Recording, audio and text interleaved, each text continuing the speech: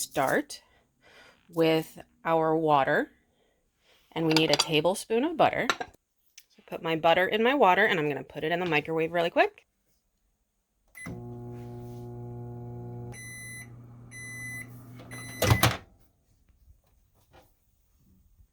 So the butter's just starting to melt. Let's mix it a little. Try to encourage it to melt a little bit more. All right, so I have my thermometer here, and this is to make sure that the water didn't get too hot. I put it in for a minute, and it is at 129. It looks like it got a little too hot. So we're going to let this sit just for a second, because if you put the yeast right in here, when the water's too hot, it will kill your yeast.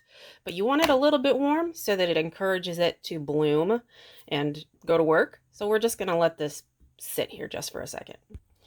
So while I'm waiting for this to cool down, I don't know if you can see that, but it's down to 124.5. My cat, what do you want? Oh, now you're walking away. Whatever. So we want this down to about between 110 and 115. Anything higher than 115, you may kill your yeast. So we don't want that. So in the meantime, I'm going to put my flour in my mixer, and we need 3 cups of flour. 1, 2. Oh, there's some butternut squash seeds that I'm hopefully going to plant this summer. I had last year, the squash was a total fail. I got squash bugs at some point. I planted them directly in the ground. Like I had pumpkins, acorn squash, watermelons. It even got my my melons. Everything. It was just so beautiful. The plants were looking amazing. And then 3. And then we got squash bugs or vine borers. I'm not really sure what it was, but it attacked all of my squashes and my gourds and my pumpkins like you wouldn't believe. It was crazy. I was so disappointed. Oops, fell out. All right, we're still at, I don't know, can you see that? I can't see it on my screen, but it's 120.9. I guess I could put the sugar in my mixer here. Here's my sugar. Tablespoon of sugar. And I need a teaspoon of salt. So when I put my salt in, what I like to do is I like to put it on the very, very edge of the mixer. It kind of gathered as close to the wall as you possibly can. And the reason you do that is salt, again, like water that's too hot, it can kill your yeast. So you want to make sure that the salt doesn't get added directly to the yeast. So I put it to the side so that it mixes a little bit. The flour kind of gets, a little bit incorporated with the liquid mixture before the salt actually starts to get incorporated. So if you incorporate that too fast, then the yeast, it just won't rise as well. So we're almost there. We are at 118.2. We're almost there. 113. Perfect. I'm going to take a tablespoon of yeast. It doesn't need to be full. I usually just estimate 1 packet of yeast is 2 1/4 teaspoons of yeast for 1 packet, and a tablespoon is 3 teaspoons. So if you take a tablespoon and then just a little bit less, that's about right. It's not an exact science. So put that back. And I'm gonna mix this just a little bit. I'm going to let it sit for about 5 minutes to try to get the yeast to bloom a little bit. This is looking perfect. What you're looking for when you bloom your yeast is to have, yes? Can I help you? What you're looking for is that whitish foam to come to the top. And every once in a while you'll see kind of like what? you'll see kind of like a yeast pocket kind of pop up to the surface. And that's probably where the name blooming your yeast came from, because it does kind of look like it blooms from the bottom of the container. Okay, so what I am going to do is I'm going to turn on my mixer on to stir, make sure it's locked. And remember I had the salt over on this side. So I'm going to pour slowly onto this side to try to prevent the salt and the yeast from combining too soon. Sometimes it works, sometimes it doesn't. Just do the best you can. It's not an exact science, it really isn't. You can make a lot of mistakes, and it's fine. Alright, so we'll come back. There's my dog, she wanted to say hi. We'll come back in just a minute. So sometimes the flour kind of gets stuck to the side. I prefer the beater with the flex edge beater when I'm doing most cooking, but with bread you really have to use the dough hook. So I'm going to go along the sides here with my skinniest spatula I have. This one I actually got at the Dollar Tree, or the $1.25 tree now. But I got it when it was still $1. So I'm going to go around here and kind of push in the flour a little bit, just to get it going a little faster, because sometimes I'm really impatient. There we go, now we're rocking and rolling.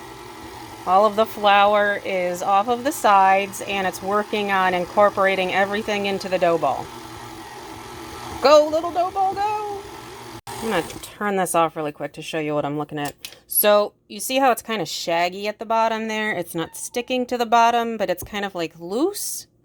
That may mean that you need to add a little bit more water, but we're going to mix it for another second. How much water or flour you need really depends on your climate. I live in Ohio. Normally it's actually pretty humid here, but right now it's February, so it's very dry. So because it's a drier part of the year, I may have to add more water than I normally do, but we're going to give it another second. So this is perfect. This is exactly what you want to see. It's sticking somewhat to the bottom, just the tiniest bit, but as long as it doesn't stick too much to the bottom, you're good.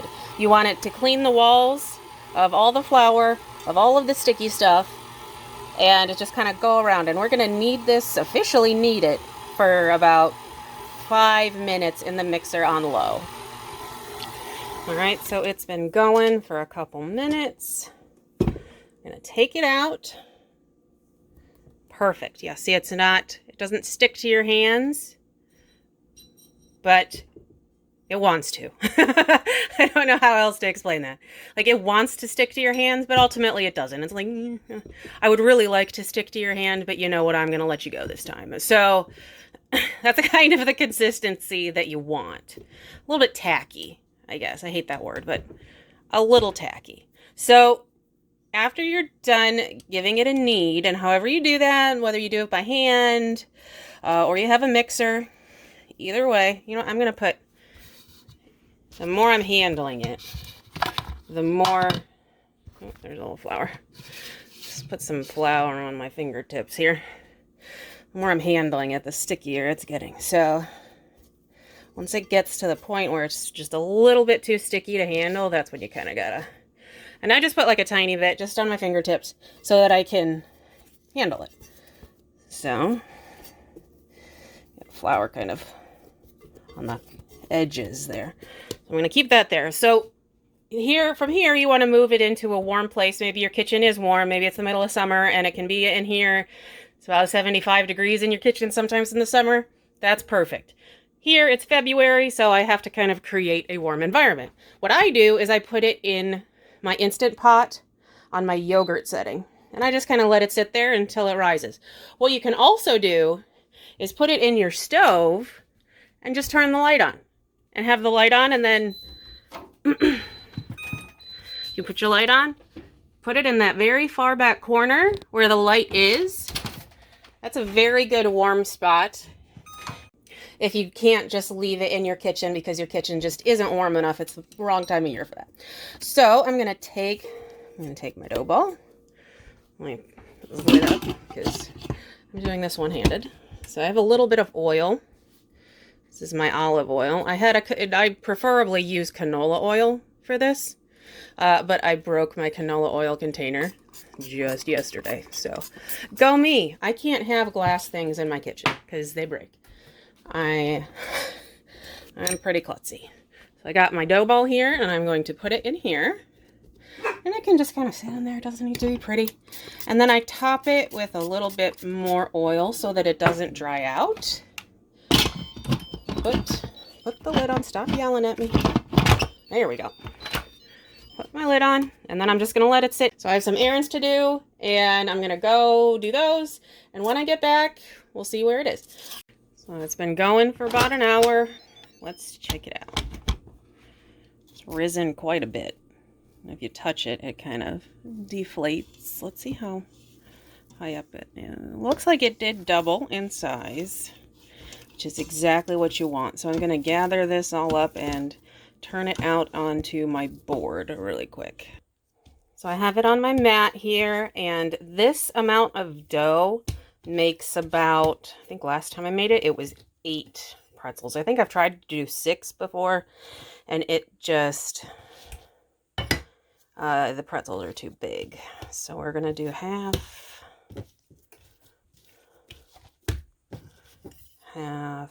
again.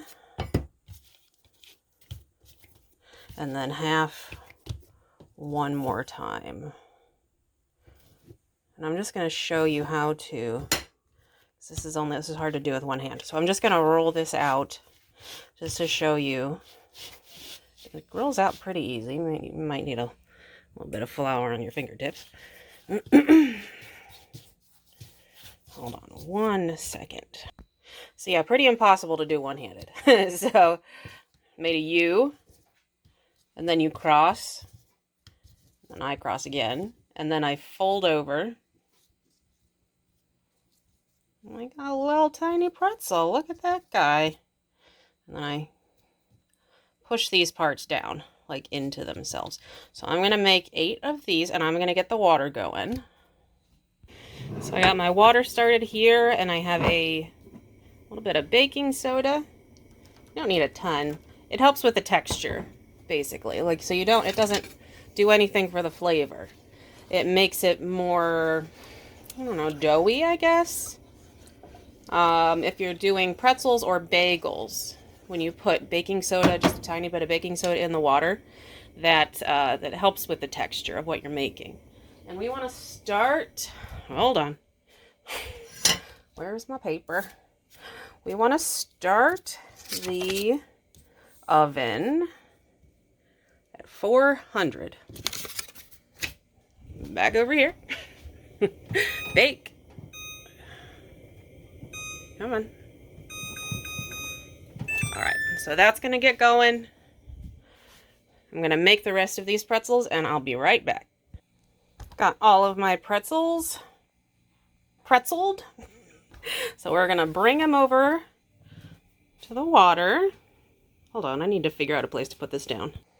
And also we're going to need some butter, some melted butter, to put on our pretzels before they bake. So I'm going to take about a tablespoon of butter, and I'm going to put it in this measuring cup. And I specifically use metal, and I'll show you why. Because I put the butter back here. This is where the heat comes out of my oven. So a lot of heat's coming out of here. That's going to melt the butter, and then I don't have to, it just stays melted the entire time. Sometimes I want to take this out mid-bake and rebaste it with some butter, and I can do that. It's just always sitting there ready and waiting to go. So this water is almost ready. I'll be back in a second. All right, so you take the pretzels. Try not to flatten them too much if you can help it. Start face down. Doesn't really matter how you do it. I'm going to do 4 at a time. They don't need to be perfect. It'll taste amazing. It doesn't matter.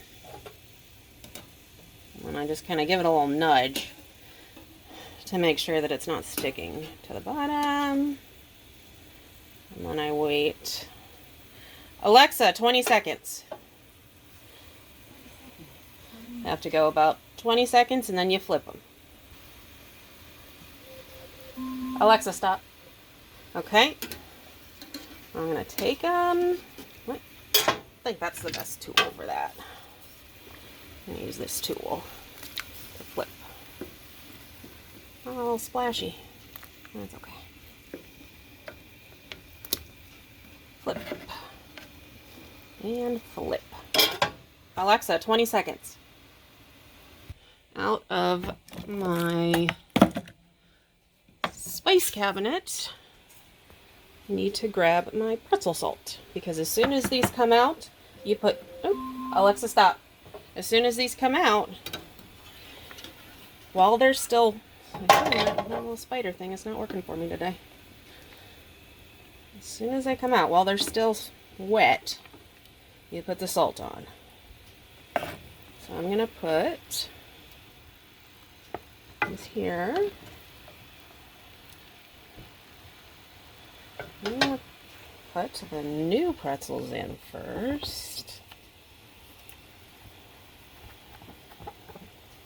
That one got smushed a little. Oh well. It's fine. That one. And that one. It's fine. They're a little worse for the wear, but it's okay. Alexa, 15 seconds. Because I missed it a little. Alright, got my pretzels that just came out. I'm just going to put a little bit of salt on them. Not too much salt. Alexa, stop. So I'll flip these. Whoop!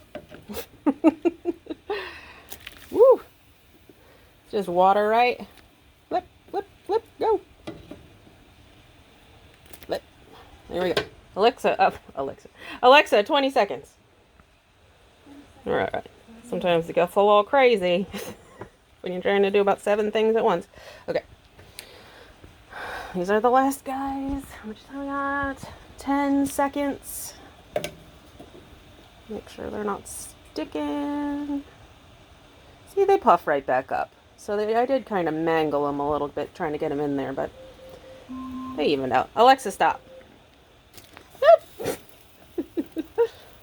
My family says that I'm mean to Alexa. I don't do it on purpose.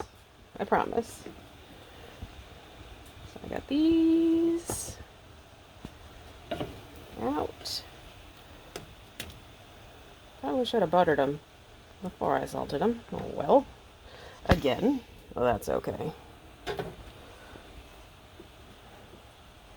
So salt. Salty salt.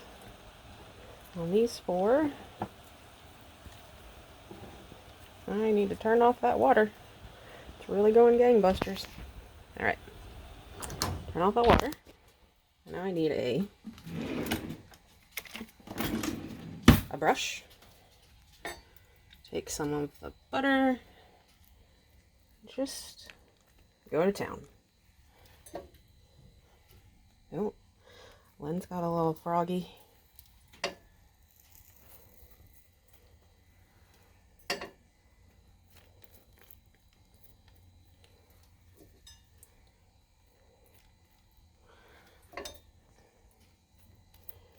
There we go. Got them all buttered. Okay. We're good. We are almost there. What did I set it at? 400? So we're almost there. Alright. I'll be back in 1 second. Alright. Ready to go.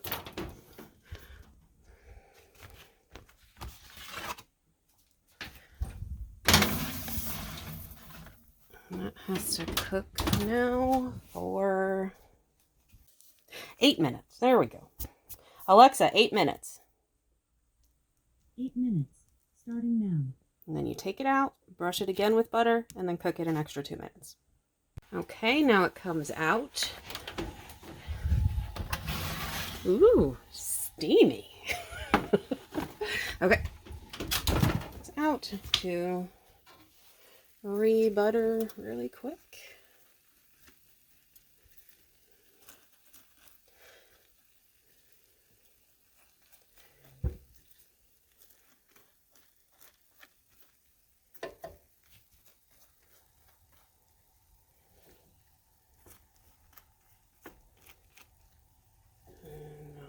Two more.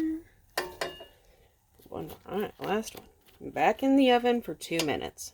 So I ended up having to go about an extra 2 or 3 minutes, but they came out perfect. So what I'm going to do now is I'm going to put these in a bag and put them in the freezer for whenever we want to have them.